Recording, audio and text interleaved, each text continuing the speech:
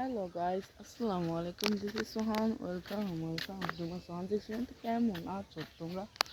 বরাবর মতো নতুন আরও একটি ভিডিওতে হাজির হয়ে গেলাম আমরা।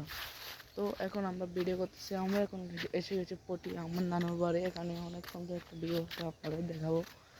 আপনারা আমাদের সাথে এখন প্লিজ এবং লাইক, কমেন্ট, শেয়ার এবং সাবস্ক্রাইব করে দিন আমাদের ইউটিউব চ্যানেল।